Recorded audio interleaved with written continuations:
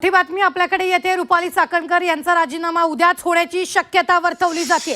चाकणकरांच्या राजीनाम्याची उद्या शक्यता वर्तवली जाते। आत्ताच्या क्षणाची ही सगळ्यात मोठी बातमी आहे। रुपाली चाकणकरांचा राजीनामा उद्या होण्याची शक्यता आहे।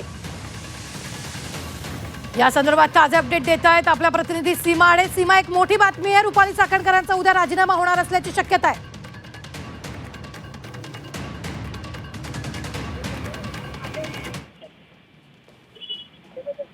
सीमा, आवाज येतोय?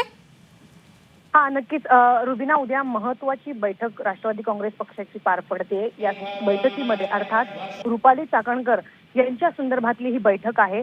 आपल्याला माहिती आहे की मागील काही दिवसांपासून गोंधू बाबा अशोक खरात हे चर्चेत आहेत आणि लैंगिक शोषण, महिलांवरती अत्याचार आणि लैंगिक शोषण या आरोपाखाली सध्या ते अटक आहेत आणि त्यांच्यासोबत अनेक फोटो सध्या रुपाली चाकणकर यांचे व्हायरल झालेत। पाय दुकानाचे जे व्हिडिओ सुद्धा व्हायरल झाले आहेत। त्यामुळे एकीकडे विरोधक रुपाली चाकणकर यांच्या राजीनाम्याची मागणी करत असताना उद्याची बैठक ही अतिशय महत्वाची ठरणार आहे।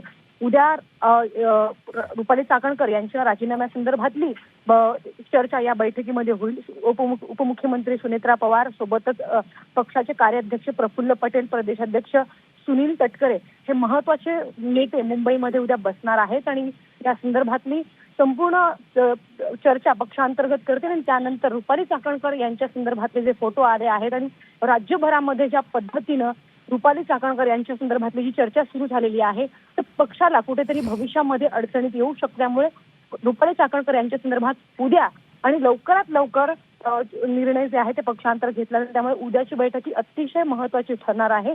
त्यामुळे या बैठकीमध्ये काय नक्की घडतं आणि कधीपर्यंत रुपाली चाकणकर यांच्या संदर्भात निर्णय पक्षांतर घेतला जातो हे पाहणं महत्वाचं असणार आहे।